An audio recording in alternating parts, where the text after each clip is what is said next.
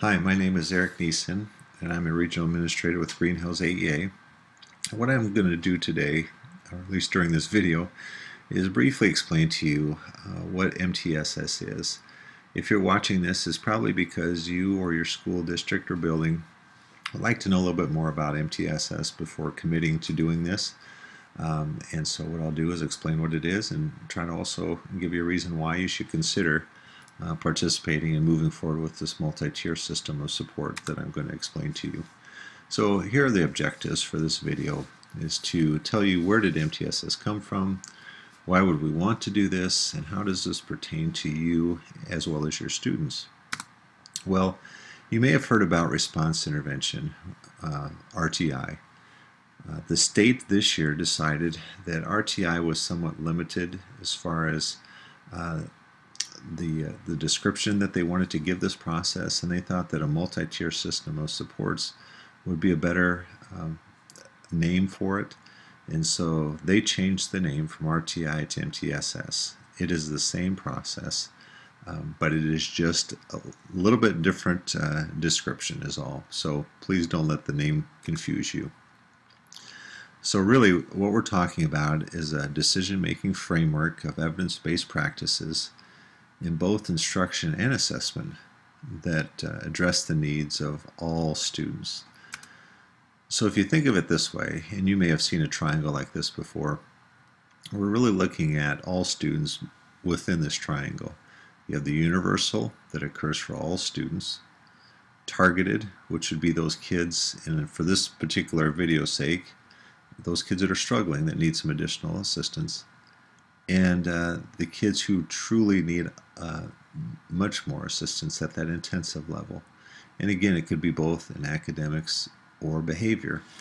But for the sake of today, we'll just be talking about struggling kids with literacy, or I should say kids who are struggling with literacy needs. Would probably be a better way of putting it. So what are the key components of a multi-tier system of supports? Well, the Department of Ed has identified 5 components. The universal instruction that is based on the Iowa core, a universal screen that determines where kids are at, which is kind of a broad brush stroke of which kids are high achieving versus which kids are low achieving. The evidence-based instructional interventions that would occur at targeted and intensive levels, how progress is monitored, and lastly, this would all be within a database decision-making process. So those are the 5 key components. Now what I'm going to do here is just try to briefly explain to you a little bit better visually what this looks like. So if you have 80% of your kids proficient, and that's the standard, that's what we're shooting for, 80% of your kids proficient in literacy at that universal level, you should be able to determine that by using a universal screen. And so that's what this is representing here. That's what the universal instruction and screen would pertain to, that green area. Now the targeted and intensive levels of support and instruction would occur at the yellow and red areas, and that would be for a smaller group of kids, approximately 15% at targeted, approximately 5% at the intensive level. Now progress monitoring would occur for all of these kids because we won't know how they're doing unless we monitor their progress. So that would be for all kids. For the kids at the universal level, it would be 3 times a year by using that screen. And for the kids at targeted and intensive, it would probably be more like every other week, possibly every week, to see how they're doing with the instruction that they're receiving in addition to the universal instruction. And again, this is all within a database decision-making framework. So those are the 5 components, and hopefully this visual helps you understand that a little bit better. So why would we want to do this? Well, there are really 4 reasons why. And I'll try to go through these as quickly as possible, but the main part, and here's that 3rd bullet, the early literacy implementation legislation, that I'll give a little bit more time to. But if you remember this document that was distributed by the Department of Ed back in November 2012, really what this did was show that the growth in Iowa reading, especially here at the 4th grade level, has been stagnant over the last 20 years. It doesn't mean that teachers haven't been doing their job, because as you know, there are a lot of other factors that teachers have been dealing with, but we haven't been showing growth. In fact, if you compare Iowa's performance to other states across the country, our ranking has dropped from 5th in 1992 to 25th in 2011. And again, it's not because we're doing worse, it's that other states are doing better. They're passing us. And so they're doing something that's working. And that's what we're trying to figure out, is how do we best help our kids, as well as help our teachers work smarter rather than harder. And this process will hopefully help them with that as well. You know about the Iowa Core, and that our instruction is based on the Iowa Core. And the Iowa Core also talks about the importance of assessment and instruction. So if you think of the Iowa Core as the what, MTSS would be the how. How do we make sure the kids are receiving and achieving what we want them to be within the Iowa Core?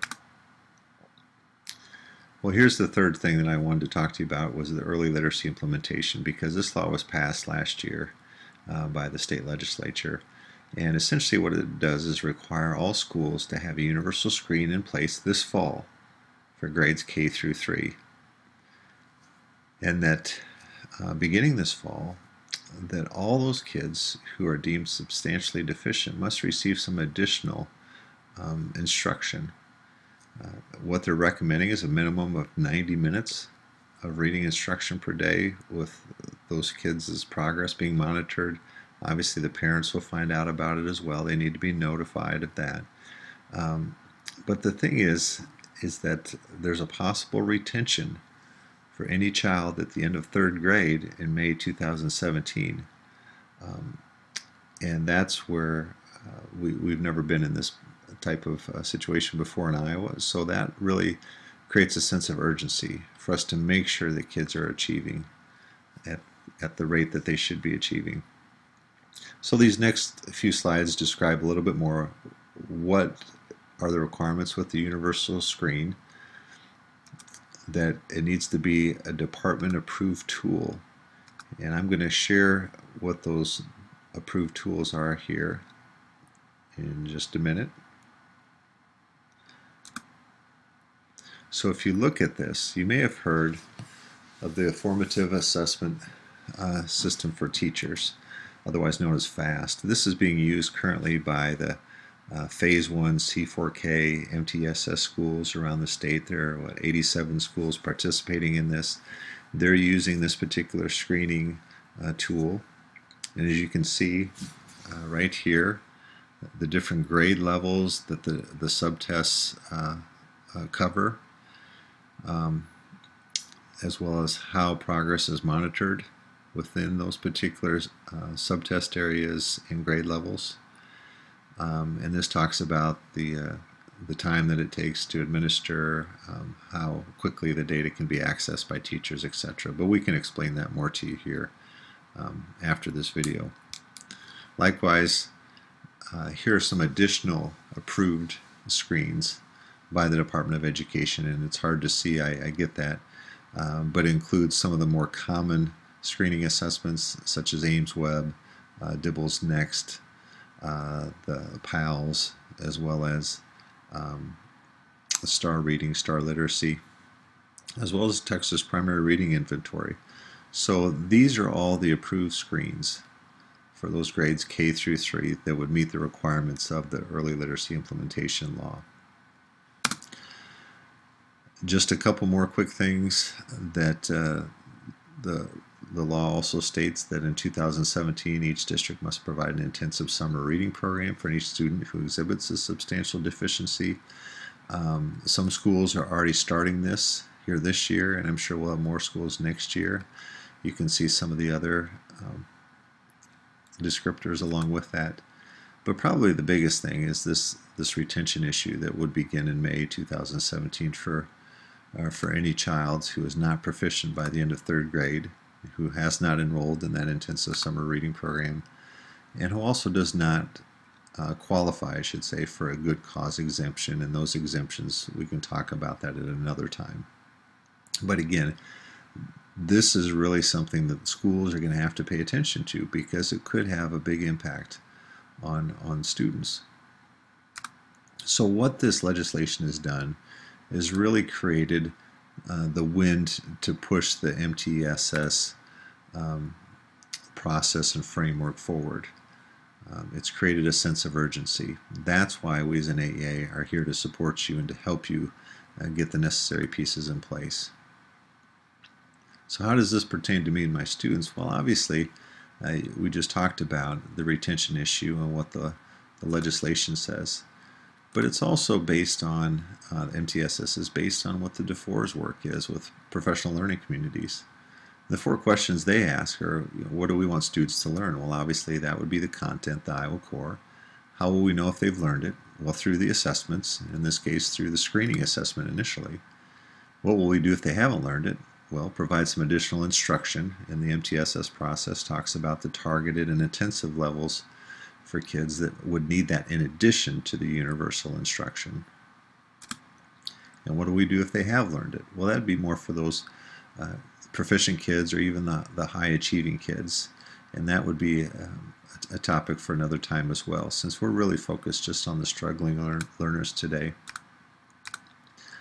So what we're trying to do through this process is to help you eliminate the gaps so that kids don't fall through those gaps, that they get the services that they need. So for example, if we take a look at Henry here, how would this process work for him? Well, the first thing we would do is that universal screen at the universal level. And what a screen does, again, is it's identifying the low and high performing students. It also helps us determine how each student is responding to the instruction and if the instruction is effective for most or all the students in a school, as well as help us determine which students may need some additional assessments. So let's say you as a school administer an approved screening assessment to all your kids, and these are the results that you get back. You could say, just by looking at that particular bar graph, with red being the expectations and proficiency, that the majority of your kids are proficient. That's a good sign. You would just have a few kids over here that you might want to take a closer look at to determine, okay, what type of additional support may they need? Conversely, let's just say that the bar was a little bit higher, and that as you look at this graph, the majority of kids are below proficiency or expectations. Essentially what this represents is not that you have a lot of kids that need targeted or intensive interventions right away. The first thing you'd want to look at is the water dirty, to use an aquarium example. Because if you have a lot of fish that are sick, the first thing you'd want to do is make sure that you have clean water in there. That way you can more accurately determine which kids or which fish are sick because of the water versus they're sick for other reasons.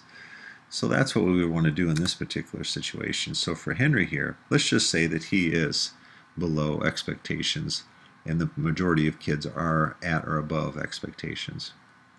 So what we would do for him is that we look at evidence-based instructional interventions at targeted and intensive level. We would monitor his progress, and we'd base that all on a database decision-making process to use the components outlined in MTSS. So that's a basic summary of everything. What is going to happen next is that your regional administrator, the special ed rep assigned to your building, possibly an instructional service consultant, will sit down with you to help you determine where are you at in the process, what components do you have in place, and what things do you need to add. And there are really 4 things that we want you to look at yet this spring before the school year is over. And that is, do you have consensus within your school building to do this? Do you have a leadership team established? And also, have you identified an approved screening assessment for this fall? This flow chart will help you answer those questions. And what you do at your school will be unique for you, because just like wheels, it won't look the same in every particular building. And obviously you will have questions, so please feel free to give me a call or talk to your regional administrator regarding the questions you may have. But hopefully this video has been helpful for you to get a better understanding of MTSS, what it's about, where we're going as an AEA, and also the supports and services that you may need from us. Thanks for watching.